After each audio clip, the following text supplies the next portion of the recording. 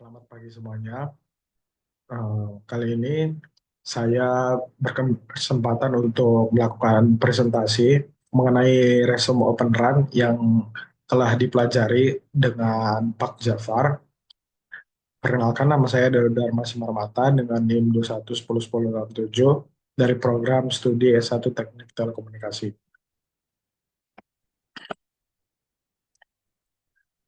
Pada kali ini pertemuan pertama yaitu membahas tentang jaringan 5G, yaitu 5G merupakan generasi kelima sebagai fase berikutnya dari standar telekomunikasi seluruh melebihi standar 4G. 5G meningkatkan OFDM untuk memberikan fleksibilitas dan skalabilitas yang jauh lebih tinggi. Bandwidth 5G lebih luas dibandingkan 4G. 5G menggunakan teknologi channel coding terbaru dan menggunakan Massive MIMO untuk meningkatkan jaringan coverage dan kapasitas. Selanjutnya ada evolusi jaringan dari 1G ke 6G, yaitu yang pertama itu implementasi 1G itu ada di pada tahun 1980-an, yaitu di mana meningkatkan analog suara atau pesan analog suara, yaitu dengan teknologi AMPS, NMT, dan TACS. Yang kedua itu ada implementasi 2G, yaitu dilakukan pada tahun 1990-an, di mana pengembangan dari 2G ini berupa digital voice atau pesan suara secara digital, yaitu menggunakan teknologi DAMPS, GSM, dan IS95 atau CDMA. Yang ketiga itu ada implementasi 3G, di mana implementasinya ini ada di tahun 2000-an, yaitu berfokus pada wireless internet atau internet wireless. Internet berbasis wireless, yaitu dengan teknologi CDMA 2000, EVDO, WCDMA, atau HSPA+.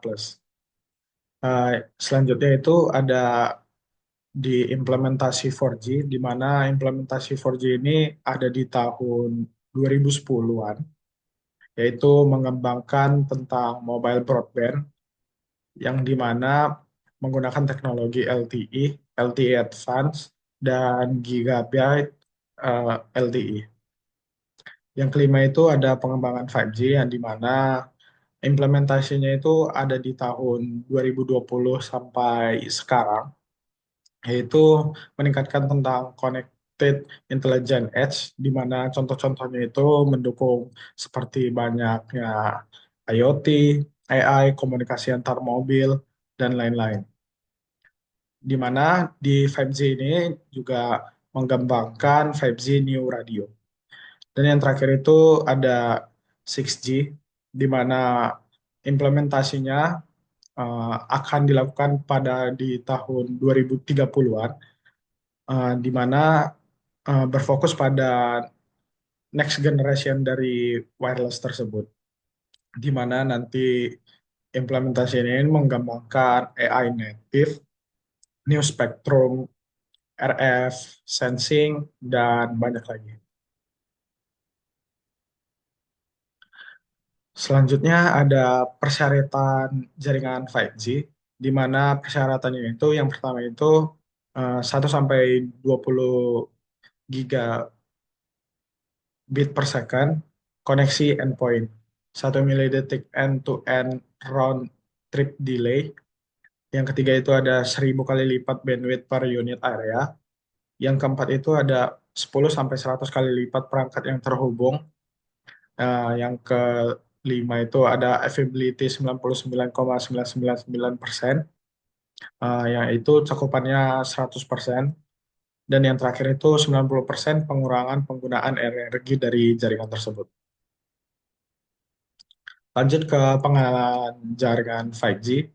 Dalam opsi 3, lalu lintas X2 antara A node B dan G node B, 5G membawa data pengguna yang besar sehingga core network perlu meningkatkan bandwidth S1U untuk mendukung LTE atau NSA, non-standalone. Dalam opsi 3A ini, lalu lintas X2 hanya berupa signaling sehingga lebih kecil. Opsi tiga kali memiliki lalu lintas data LTE kecil di X2 sehingga dampaknya lebih ringan dan menjadi pilihan utama untuk NSA. Dengan menggunakan 4G sebagai jangkar signaling untuk kontinuitas layanan dan pembangunan cepat. Opsi 2A atau standalone mendukung konektivitas langsung ke core 5G dengan dukungan awal di industri. Selanjutnya itu ada pengenalan jaringan NSA pada infrastruktur 5G non-standalone atau NSA itu sendiri, peningkatan broadband seluler atau IMBB dengan dua rentang frekuensi baru. Rentang frekuensi yang pertama itu pada 450 MHz sampai 6 GHz atau sub 6 GHz untuk koneksi bagus. Dan rentang frekuensi yang kedua itu pada 24 GHz sampai 52 GHz. Itu untuk millimeter wave. Untuk kapasitas jaringan tinggi dengan bandwidth yang lebar. Lanjut ke pengenalan jaringan SA. uh, 5G standalone atau jaringan SA itu sendiri menggunakan infrastruktur dan core 5G sepenuhnya, mendukung throughput tinggi dan latensi yang rendah atau URLLC. Berbeda dengan non-standalone atau NSA yang menggabungkan akses radio 5G dan LTE, hanya menggunakan satu teknologi akses radio memberikan efisiensi lebih baik dan biayanya yang lebih. Kesimpulan dari uh, pertemuan tersebut adalah NSA 5G adalah solusi praktis untuk mempercepat penyebaran 5G di seluruh dunia, menyeimbangkan kecepatan dan efisiensi biaya sekaligus mempersiapkan jalan bagi 5G atau standalone itu sendiri yang sepenuhnya independen yang diharapkan dalam waktu dekat. SA 5G merupakan tujuan utama bagi sebagian besar operator telekomunikasi. Hal ini memerlukan investasi besar dalam infrastruktur baru. Banyak operator saat ini menggunakan NSA 5G untuk meluncurkan layanan dengan lebih cepat. Dengan rencana untuk beralih ke standalone 5G seiring dengan meningkatnya permintaan dan perbaikan infrastruktur. Lanjut kita membahas tentang regulasi dan tata kelola Open RAN di Indonesia. Uh, Regulasi Open RAN dan tata kelola RAN di Indonesia itu meliputi empat, yaitu lembaga otoritas regulasi, penyelenggara atau operator, pemasok atau vendor itu sendiri, peneliti, dan pengembangan atau R&D. Lembaga regulator itu dibagi tiga, yaitu DPR yang pertama itu, atau Dewan Perwakilan Rakyat, yang dimana bersama pemerintah untuk menyusun dan mengesahkan undang-undang yang ada untuk open RAN tersebut. Nah, yang kedua itu ada pemerintah, di mana pemerintah pusat atau presiden eh, beserta Kemenkominfo serta Ditjen. Nah, yang ketiga itu ada pelaksana teknis, BBPPT, dan Balai Monitoring itu sendiri. Tugas dan fungsi dari Kominfo itu diatur dalam pasal 4 dan 5 Perpres nomor 22 tahun 2023 tentang Kemenkominfo. Yang kedua itu diatur dalam pasal 2 dan 3 PMI Kominfo nomor 12 tahun 2021 tentang organisasi dan tata kerja Kemenkominfo. Yaitu tugasnya itu menyelenggara urusan pemerintahan di bidang komunikasi dan informasi untuk membantu Presiden dalam menyelenggarakan pemerintahan negara. Fungsinya itu merumuskan, menetapkan, dan melaksanakan kebijakan di bidang pengelolaan sumber daya, perangkat, serta penyelenggara pos dan informatika, termasuk penata kelolaan aplikasi dan informasi publik itu sendiri. Masuk ke tugas dan fungsi Ditjen SDPPI. Tugasnya itu menyelenggarakan perumusan dan pelaksanaan kebijakan di bidang pengelolaan spektrum, frekuensi radio, dan orbit satelit, dan standarisasi perangkat pos dan informatika.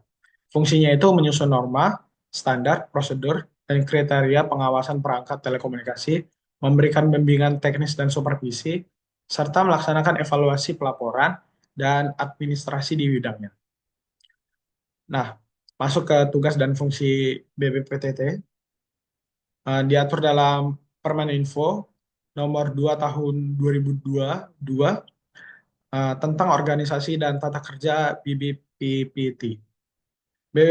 BBPPT melaksanakan penyusunan rencana dan program, pelayanan administrasi pengujian perangkat telekomunikasi itu, serta analisis evaluasi sistem mutu pelayanan.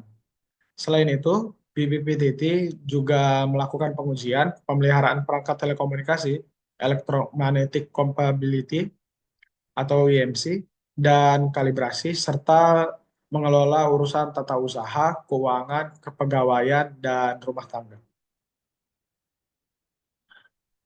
Masuk tentang regulasi Open Run. Open Run tidak secara spesifik disebutkan dalam regulasi di Indonesia. Namun, Open Run dapat termasuk dalam perangkat telekomunikasi yang diatur dalam PP nomor 46 tahun 2021 tentang Pos, Telekomunikasi, dan Penyiaran, PM Kominfo nomor 5 tahun 2021 tentang penyelenggara dan telekomunikasi. Uh, Masuk yang ketiga itu PM Kominfo nomor 7 tahun 2021 tentang penggunaan spektrum frekuensi. Istilah lain yang serupa dengan Open RAN adalah RAN Merdeka atau 5G mereka, termasuk dalam perangkat telekomunikasi. Uji layak operasi perangkat telekomunikasi di Indonesia itu setiap perangkat telekomunikasi termasuk Open RAN yang digunakan dalam penyelenggaraan jaringan telekomunikasi harus memperoleh kelulusan uji layak atau uji layak operasi itu. Uji layak operasi didasarkan pada peraturan standar teknis alat, yaitu yang pertama itu ada Permenkominfo nomor 13 tahun 2021 tentang standar teknis alat perangkat telekomunikasi, standar ETI dan IMT 2020. Yang kedua itu ada Perdirjen SDPPI nomor 5 tahun 2021 tentang standar teknis perangkat BS dan SS berbasis IMT 2020. Yang ketiga itu ada Permenkominfo nomor 3 tahun 2024 tentang spesifikasi alat telekomunikasi dan atau perangkat telekomunikasi. Pengujian alat dan perangkat telekomunikasi dilakukan oleh Balai Besar Pengujian Perangkat Telekomunikasi atau BBPPT. Sekian hasil uh, diskusi pada malam hari ini. Sekian presentasi yang bisa saya sampaikan kepada audiens. Terima kasih atas perhatiannya selama ini. Sekian dan terima kasih.